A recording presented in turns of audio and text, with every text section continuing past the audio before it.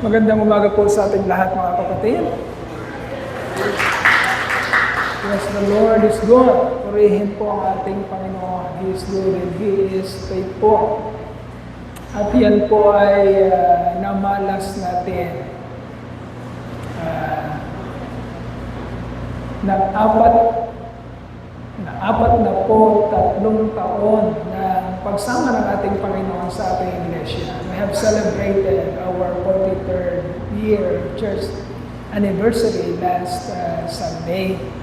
At damang-dama po natin kung paano po ang ating Diyos ay naging mabuti at naging matapat sa ating mga buhay. So, purihin ang ating Panginoon. Minsan papalampakan natin siya.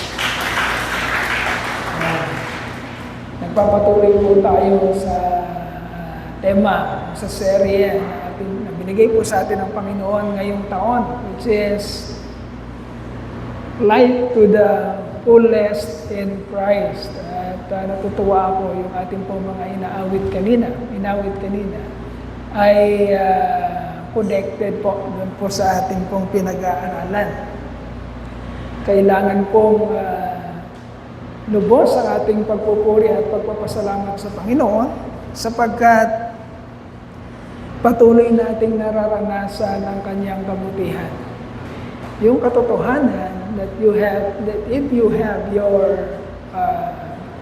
intimate personal relationship with Christ, you really have everything. Nararanasan mo ba yun, kapatid? Amen. Because we profess. We say that we have a personal relationship with Him, meaning we are connected with Him. Ang tanong dito, mga kapatid, is nararanasan ba talaga natin yung experience o yung joy o yung enjoyment ng ating connection sa Panginoon? That it is really true that everything we need is in our Lord Jesus Christ. Everything you need, pakilagay nga dito yung ating message. Yan. Everything you need is in Christ. Yan. Pero may tanong. May tanong na nakaparenthesis dyan. Everything we need or everything you need is in Christ. When we say everything, mga kapatid, pag sinabi natin lahat, everything, it means physically, materially, spiritually, everything. Name it. Kahit anong kailangan mo, mga kapatid, ay na kay Kristo. Pero sinabi din dyan, everything you need. Okay? Not what you want, but need. Everything you need. Ano man ang kailangan mo physically, materially, spiritually, ay na kay Kristo at hindi niya ito ipagkakait sa iyo. Pag ang pinag-usapan natin ay ang pangangailangan mo. Hindi ang mga gusto mo, kundi ang mga pangangailangan mo. Sapagkat marami tayong gustong mangyari sa ating buhay. Yan ang katotohanan. Marami tayong wants, marami tayong gustong idagdag sa ating buhay. Lalo na sa material na aspeto. Napakarami. But ang tanong, kailangan mo ba yun? Okay, the promise is, everything you need will be provided for you sa pamamagitan ng connection mo, ng relationship mo kay Hesus Kristo. Maraming tao, mga kapatid, mali ang pagkaunawa patungkol sa koneksyon sa Panginoong Kristo. Kung ginagawa ang Panginoong Kristo na isang genie in a bottle, ATM, na para magang lahat ng gusto nilang mangyari sa kanilang buhay ay iniisip nila na ipoprovide o ibibigay ng Panginoon. No, that is not the promise. Hindi po yon ang pangako ng Panginoon sa atin. The life that we've always wanted, the full life, life to the fullest, the abundant life that God has promised, mga kapatid, is not the life that we think. It's not the life that we want. Isang buhay na hayahay. No. It is the life, the kind of life that everything we need will be provided for us. Not what we want, but everything we need. At pag yun ang na-experience natin, mga kapatid, at naunawaan natin ang katotohanan, you will really have this joy in the Lord. Because you will see Him really as your sufficiency in everything. Hindi niya ipagkakait sa iyo. Ano man ang kailangan mo, sapagkat yun ang pangako niya. But the question is, kung sa Kanya natin makukuha ang lahat ng ating kailangan, ang susunod na tanong is, are you connected to Christ? Kung sa Panginoon dadaloy ang lahat ng ating pangangailangan, ang tanong ay, paano sa atin dadaloy, nakakonekta ba tayo sa Panginoon? Nakakonekta ka ba sa Panginoon? Huwag mo nang sagutin.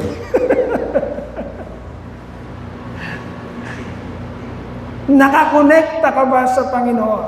Ang hirap sagutin kung hindi mo nakikita ang sarili mo na nangyayari ang mga pinangako ng Panginoon.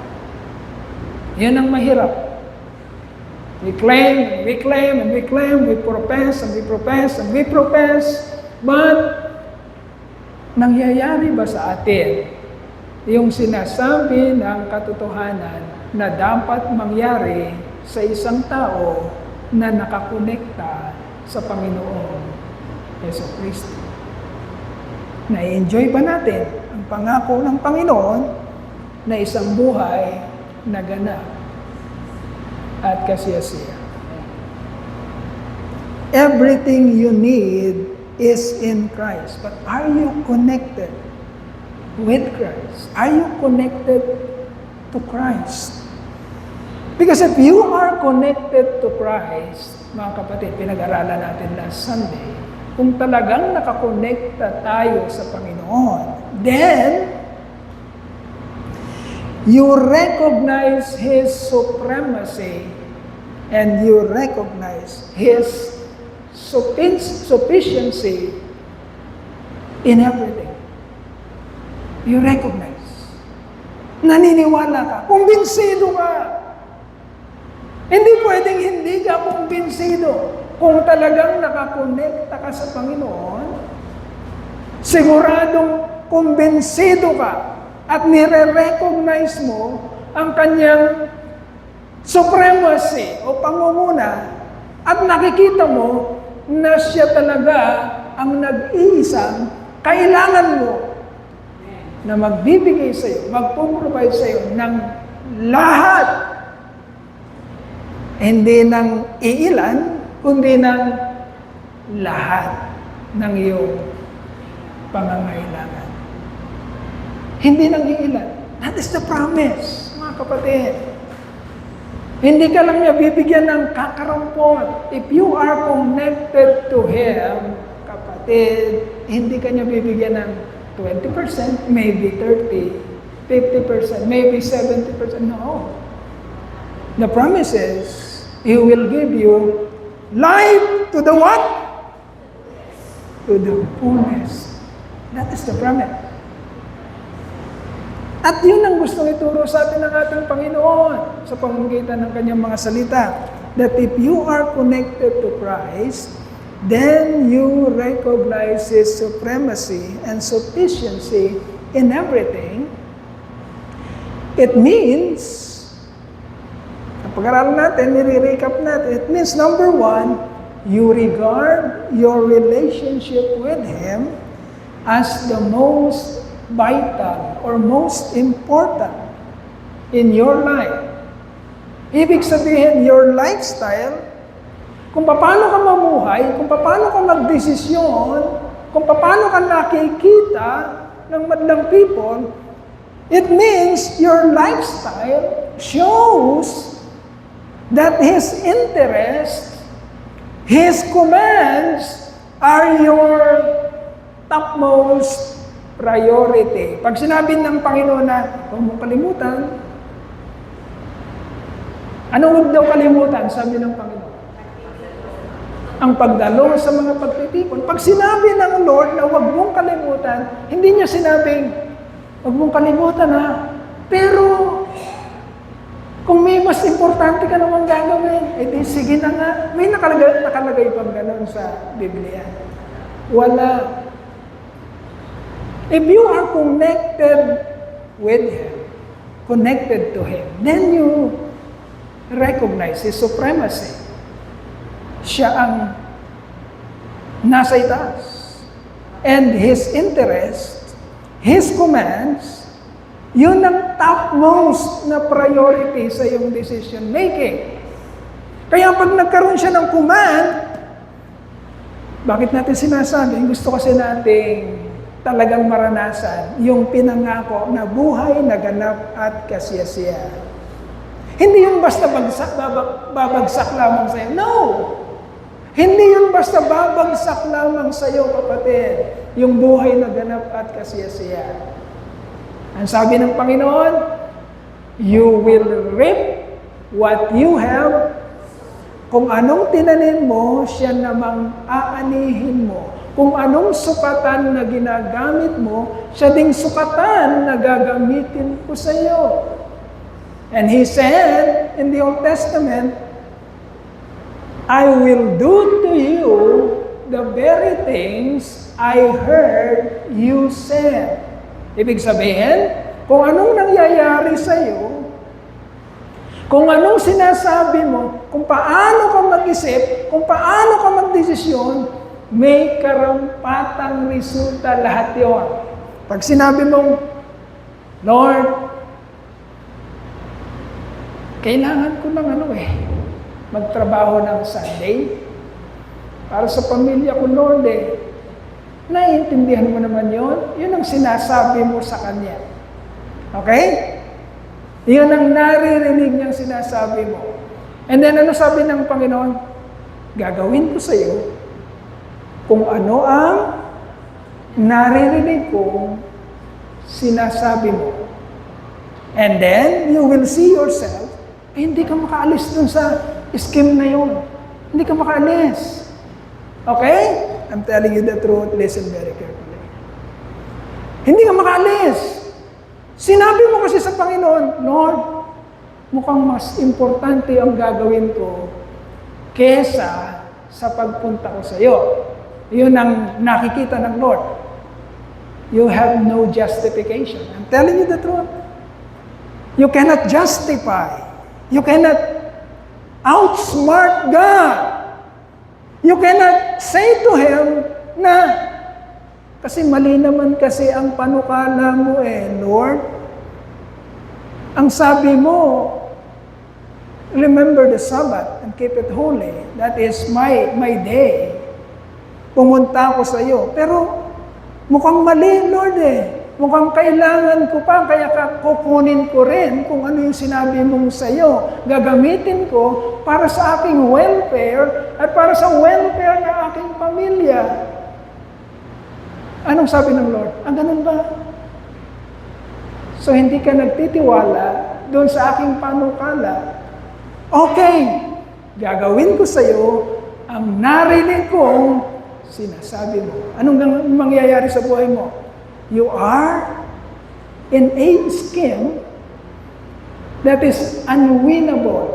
Ibig sabihin, Patuloy ka dun sa akala mo na yun ang tama. Nagpapatuloy ka, hindi dahil ginagawa mo yun, kundi ginagawa ng Diyos kung ano yung narinig niyang sinasabi mo. I will do to you the very things I heard you say. And now, namulat ka dahil narinig mo ang katotohanan. At nagsabi ka sa Lord, nagkamali po ako. Tulungan mo po ako mapagtanggumpayan ang sistemang hindi ko makayanan. Lord, iligtas mo ako dito. Anong gagawin ng Lord? I will do to you the very things I heard you say.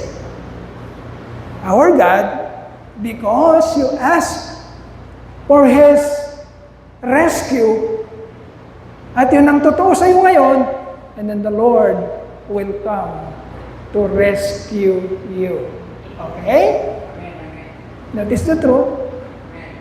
Gusto kasi natin, mangyari sa atin, ano ba yung buhay na ganap at kasiyasiya?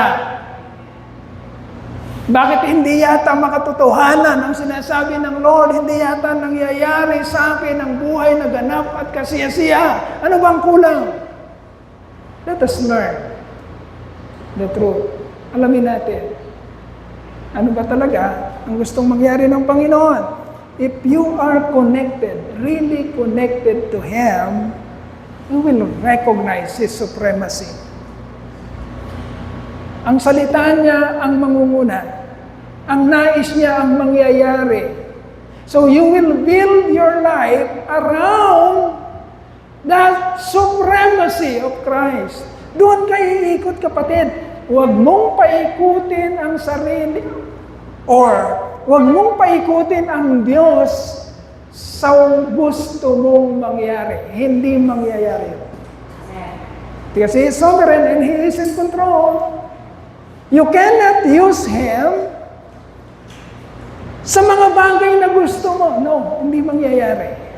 Never na mangyayari. Kailangan mong makita ang sarili mo na si Jesucristo ang nasa sentro at ang buhay mo ay umiinog lamang, nagre-revolve lamang sa gustong mangyari ng sentro mo. Sa ganung paraan, magkakaroon ka ng experience that this is really the life that I've always wanted. Ito talaga ang buhay ko, may kapayapaan, may katiwasayan, hindi ka sinusurot ng guilt o anuman. Nandun ka sa isang kalagayan that this is really the life, the abundant life, the life to the fullest that Christ, our God, has promised for you. If you are connected to Christ, then you will welcome His leadership in all you think and do. You will really welcome His leadership if you are really connected to Him. Bakit hindi mo siya sinusunod? Nakakatakot. Bakit hindi mo siya kayang sundin? Nakakatakot. Baka hindi dumadaloy sa iyo ang karunungan nanggagaling sa Kanya. Kaya hirap na hirap kang sundin siya. Because if you are connected, really connected to Him, then you will have this smooth transfer of His wisdom. And this wisdom, mga kapatid, ang katalinuhan na ito, karunungan na ito, ang nagbibigay sa ng understanding, ganito dapat pala ang gagawin ko. Ito pala talaga ang gusto ng Panginoon, ng kalooban niya. At pag ginawa mo ang kalooban ng Panginoon, kapatid, walang nalulugi sa Diyos. And I'm telling you the truth. I'm telling you the truth. Walang malulugi sa Diyos. He is not a cruel God. He is not a cruel God. Hindi niya sasabihin, sige, gawin mo to. Pag ginawa mo yan, bibigyan kita ng ganito. And then ginawa mo nga. At nung ginawa mo na, sabi ng Panginoon, uto-uto. Hindi ganun ang ating Diyos. Hindi ganun. Pag ginawa mo ng makatotohanan, ang kalooban ng Panginoon, you cannot outgive God. Hindi mo siya malalamangan sa pagbibigay. Nagbigay ka ng piso, kaya kang bigyan ng 1 milyon ng Diyos. And I'm telling you the truth.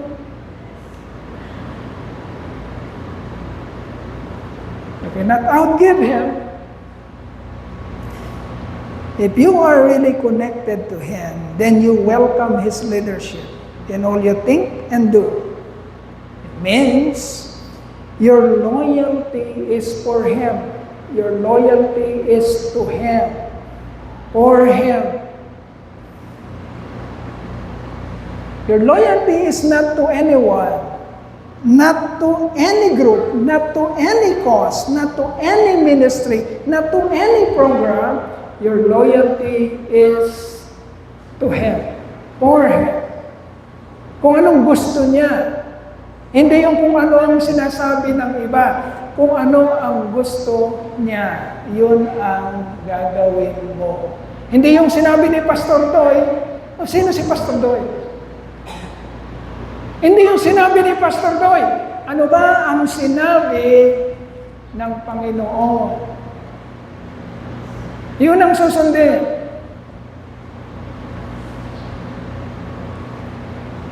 If you are connected to Christ, then you acknowledge, you recognize that He is your only need. Okay?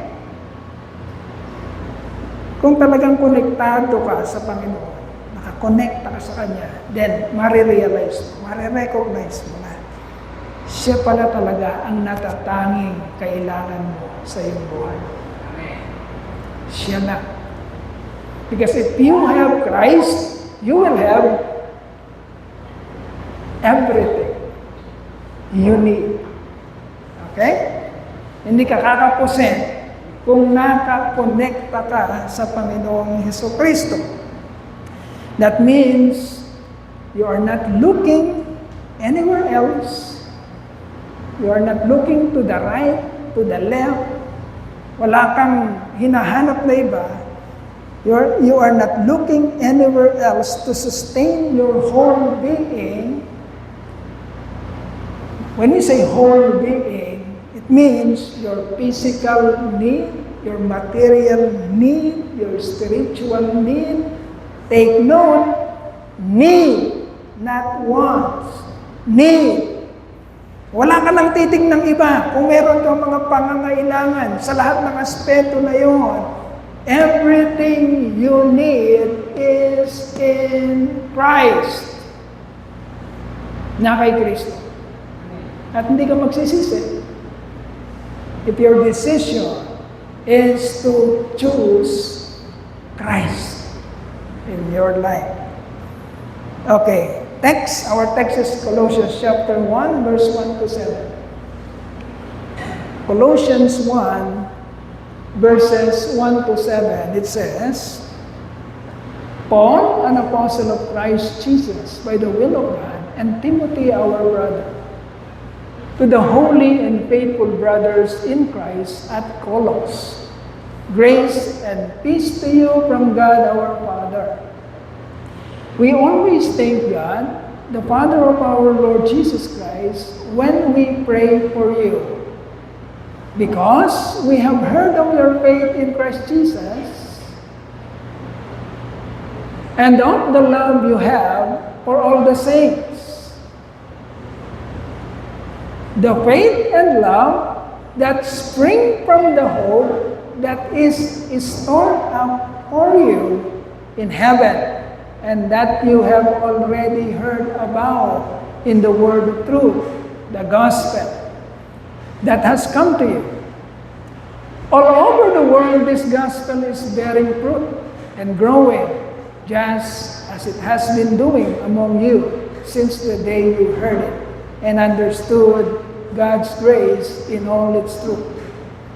You learned it from Epaphras, our dear fellow servant, who is a faithful minister of Christ on our behalf. Okay. We'll answer the question, am I connected to Christ?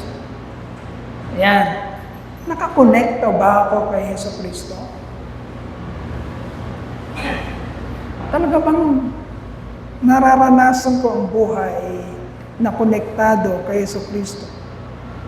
Why are some people display a life enjoying the fruit of their connection with Christ, but others are not, though professing to have a relationship with Him also? Bakit? Yung iba nakakakitaan natin ng buhay. Say for example, yung mga buhay nila Apostol Pablo, yung mga buhay ng mga nauna sa atin. But yung mga buhay nila, nakakakitaan natin that in spite of any circumstances in their lives, we can see, we can read that they are enjoying their lives to the fullest, having this connection to Christ. Bakit sila ganon? Pero marami din tayong nakikita, mga kapatid, listen very carefully, marami din tayong nakikita na they keep on professing that they are Christians, that they have this relationship with Christ, and though they are professing that they are Christians, their lives are miserable. Miserable ang buhay. Parang walang kapayapaan, parang walang katiwasayan. Parang hindi nagbabago. Pero sinasabi na mayroong relationship sa Panginoon. Yun ang na-obserbahan natin. But we will be very personal. Hearing this message, we will be very personal. We ask the question, how about me? How about me? Ako.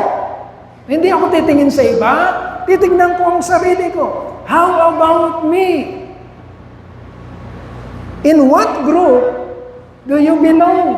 Saan ka nakabilang, kapatid? Doon sa nagpo-profess na meron kang relationship sa Panginoon at masaya ka, na i-enjoy mo. Or doon ka sa grupo na nagpo-profess na nasa iyong Panginoon, pero miserable ang buhay mo. Wala kang kapayapaan, wala kang katiwasayan, wala kang kaligayahan. How about you? So you should ask the question, am I really connected to Christ?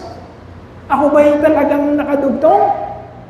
O baka nadideceive lang ako ng aking sarili?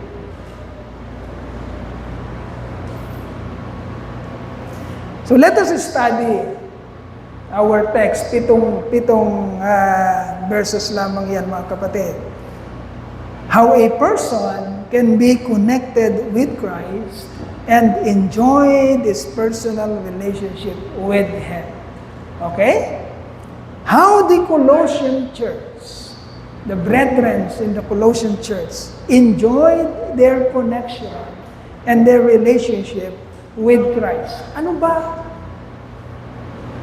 ang nangyari o nangyayari sa mga taong tunay na nakakadama ng kaligayahan sa kanilang relationship sa Panginoon? Paano ba nangyari yon sa kanila? In chapter 3, verse 5, chapter 1, verse 3 to 5, chapter 1, verses 3 to 5, sabi diyan, we always thank God, the Father of our Lord Jesus Christ, when we pray for you, because we have heard of your faith in Christ Jesus and of the love you have for all the saints. Ano daw ang meron yung mga Colossians na ikinagagalak ni Apostol Pablo? Ano daw meron ang mga taga-Colosas na ikinagagalak ni Apostol Pablo? Because we have heard of your faith and love. Meron sila no? Faith and love you have for all the saints. 5. The faith and love that spring from the hope that is stored up for you in heaven, and that you have already heard about in the word of truth, the gospel. So meron tayong subject dito. Kung saan nanggaling, mga kapatid, ang pananampalataya, pag-ibig, at pag-asa. Merong subject na pinag-uusapan. Ano yung subject na yon? Pakita mo nga yung... Ayan. The gospel. Saan nanggaling? Yung pananampalataya, pag-ibig, pag-asa, kaligayahan na tinataglay ng mga taga-Colosas. The gospel. That connection with Christ, which resulted faith, hope, and love, sprung,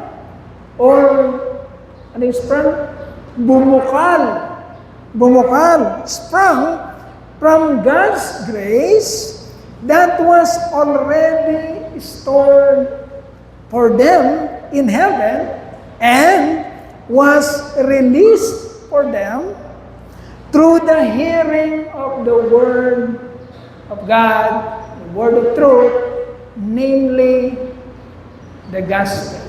Okay? Ito yung una. Kasi tinatanong natin, paano nagkaroon ng ganong klaseng buhay ang mga taga-Colosas? That they are enjoying this connection with Christ. This life that they've always wanted, na nangyayari sa kanila, na nagresulta sa kanila ng matinyas na pananampalataya, pag-ibig at pag-asa. Saan nanggaling iyon? Ang sabi ni Apostol Pablo, nanggaling iyon sa kanilang resulta yung pananampalataya, nanggaling yung pananampalataya na yun sa kanilang pakikinig. Saan? Sa gospel. Okay? Minsan kasi, mga kapatid, akala natin, ang pananampalataya lamang ay nag-pop up sa ating isipan na meron tayo noon dati pa na bigla nating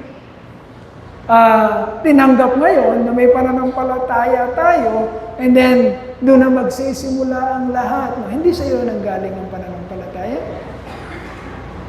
Hindi sa iyo nanggaling ang pananampalataya. Kaya lagi, mga kapatid, sa pulpito ng Truth and Life, laging ina-admonish, listen very carefully. Dahil ang lahat ng ito, lahat ng resulta na ito, ay nanggagaling sa pakikinig ng ano? Ng gospel. Okay? Yun ang pinakapundasyon ng lahat. This connection with Christ sprung up from God's grace that was already stored for you in heaven. It is disposed, it is released for you through the hearing of the Word of God, the Word of truth, namely, the gospel. Okay? Na-establish natin, mga kapatid, kung anong meron ang mga taga-Colosas ngayon, ito ay nanggaling lamang saan?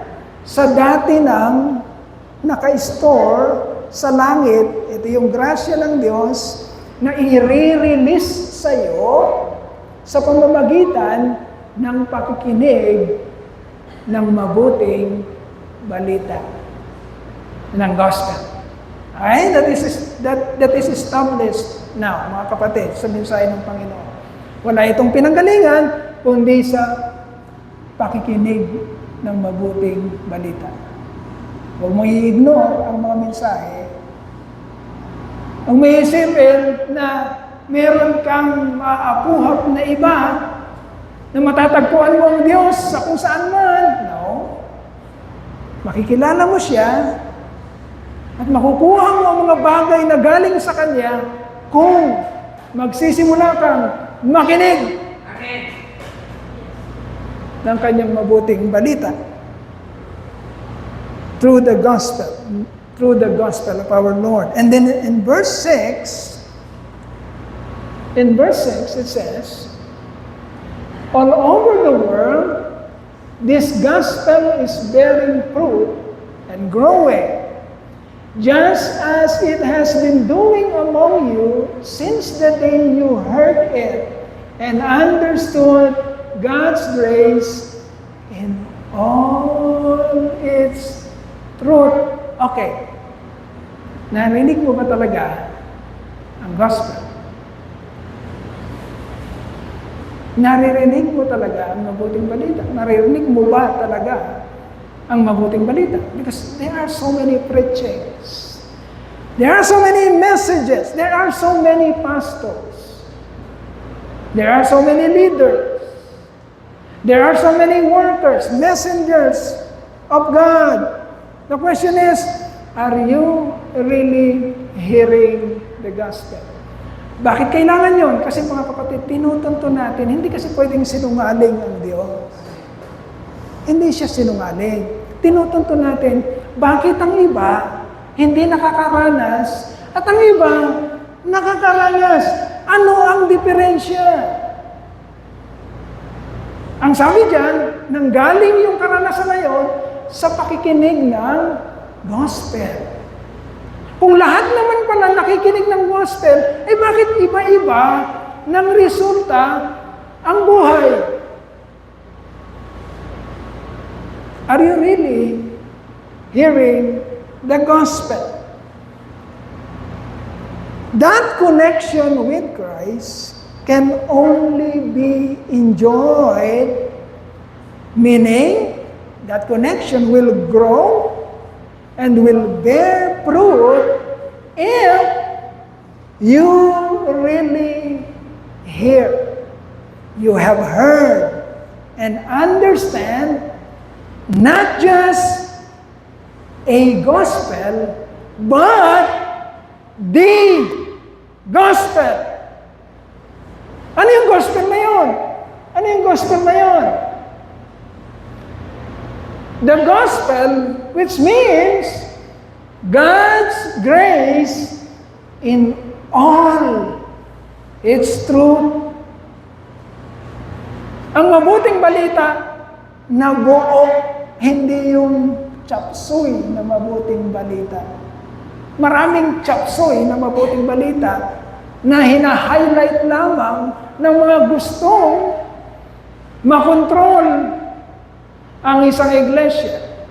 May mga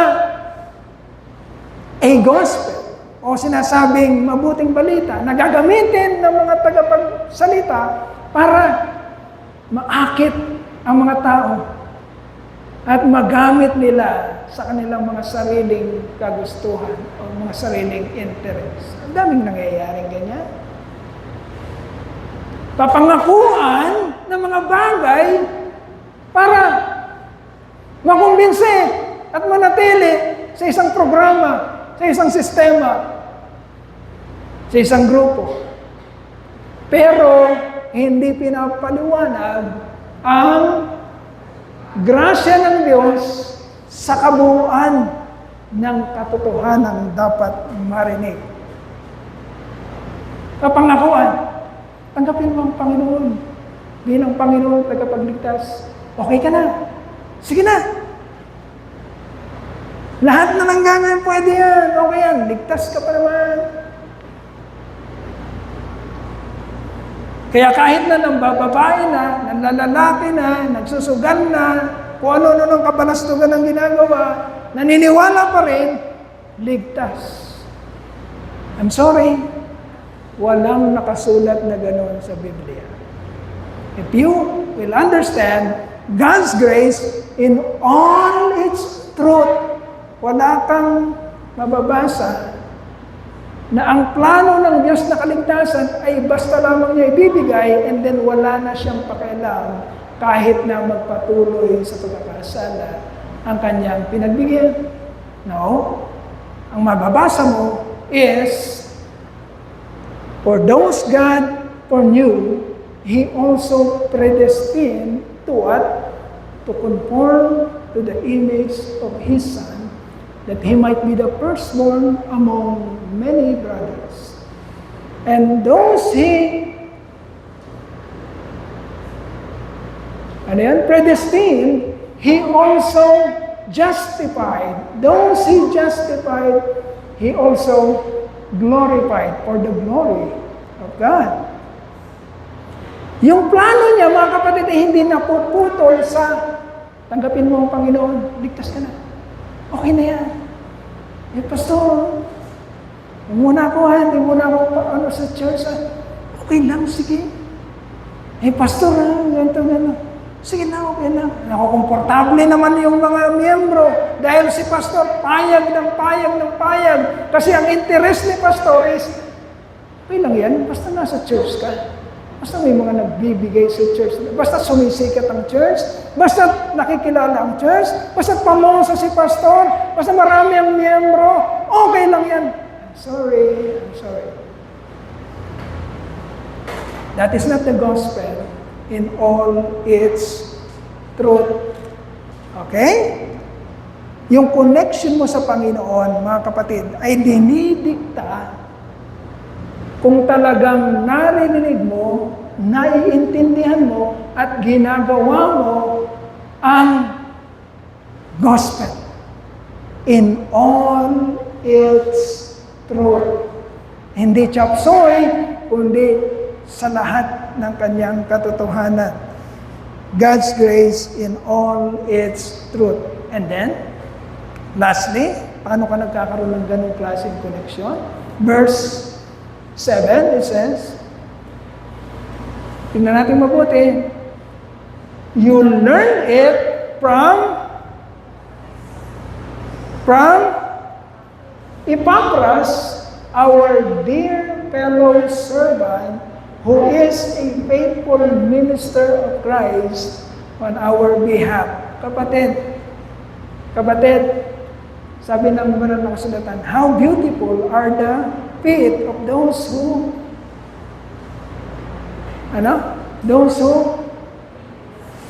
yung may dala-dala ng gospel.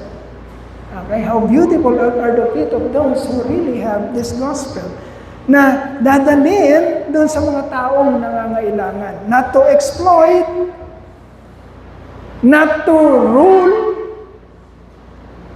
but to speak the word of truth in all its splendor. Sa kabuuan ng nais ng Diyos na iparating sa sangkatauhan. Kaya maraming magugulat, mga kapatid, sa huling araw. Magmamadali. Lord. Matthew chapter 7, nakasulat to, mga kapatid, nakasulat. Matthew chapter 7, Lord. Ilan ang binigay ko, Lord? 10 million. Alam mo yun, Lord, 10 million ang binigay ko. Isa naman, Lord, nangaral ako sa iyong pangalan. Ginawa ko yan, nagawa ko milagro, nagpagaling ako ng ganyan. And then sasabihin ng Panginoon, tumabi ka, lumayo ka, ikaw na mapaggawa ng kalapastanganan. God is not convinced sa kung ano yung gagawin natin, mga kapatid. Alam niya yung takbo ng puso. Alam niya yung takbo ng isip ng tao. Alam niya anong motibo ng tao, bakit niya ginagawa ang isang bagay. Alam ng Lord yun.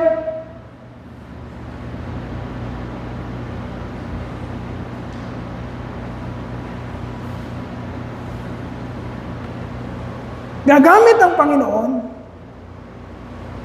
ng mga tao, kagaya ni Epaphras, na faithful minister. Hindi nagpapasikat, hindi gusto ng kapangyarihan, hindi gusto ng pera. Ang gusto lamang is, Lord, hayaan mong magampanan ko ang pinapagawa mo, masabi ko ang katotohanan. Hindi man nila ako magustuhan. Hindi man nila ako payamanin. Hindi man nila ako pasikatin. Lord, isa lang ang kaligayahan ko. Ang kaligayahan ko ay sabihin ang katotohanan sa kabuuan ng kalooban mo, ng ninanais mo. Okay? Point number 3, which we will close with this. Nakarating ang koneksyon na yun sa iyo, kapatid. Nakarating sa iyo ang koneksyon through a faithful minister of Christ, like Epaphras. You learned it from Epaphras. And who is Epaphras? A fellow servant of Apostle Paul who is a faithful minister of Christ. Okay? Sa church natin, mga kapatid.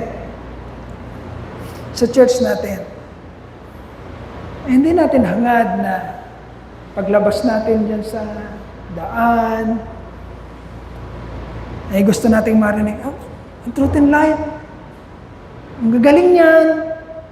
Ang truth and life. Mahusay yan, sikat yan, matatalino yan, ganito yan, ganyan. No.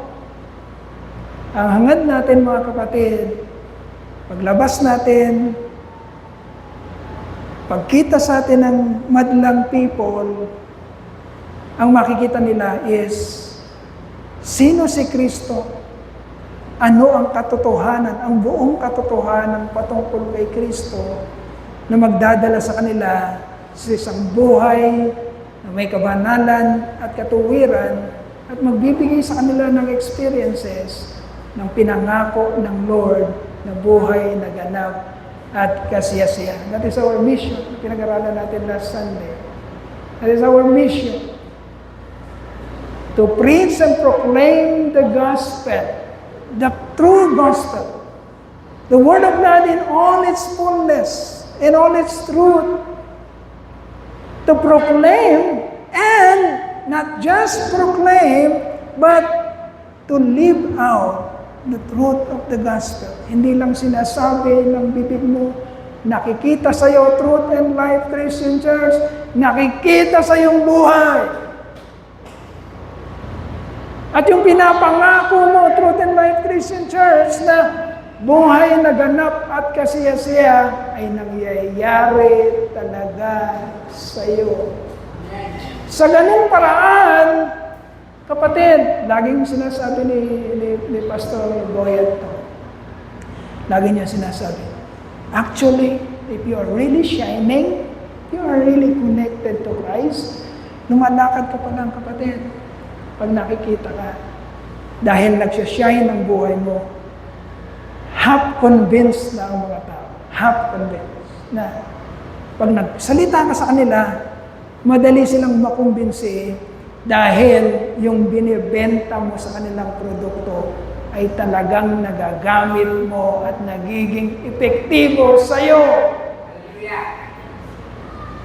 Kung may magbebenta sa'yo ng isang produkto, say for example, pantanggal ng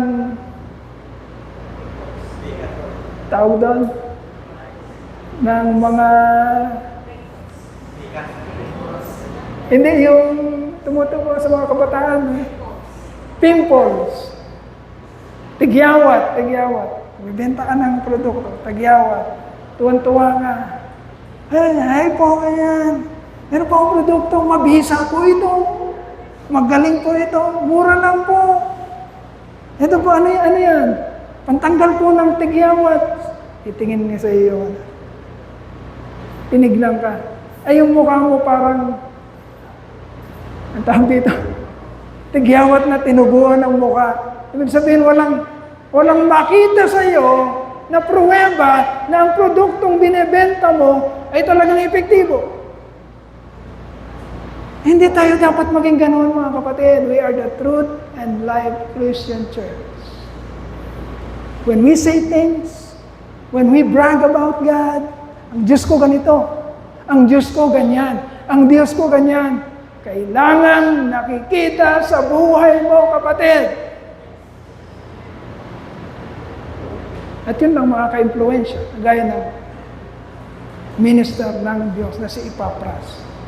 They are really sacrificing.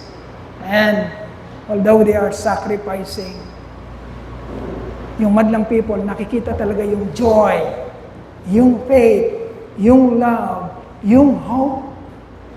Ang buhay nila sa anumang sirkumstansya ay nakakakitaan ng katotohanan because they are really connected to Christ.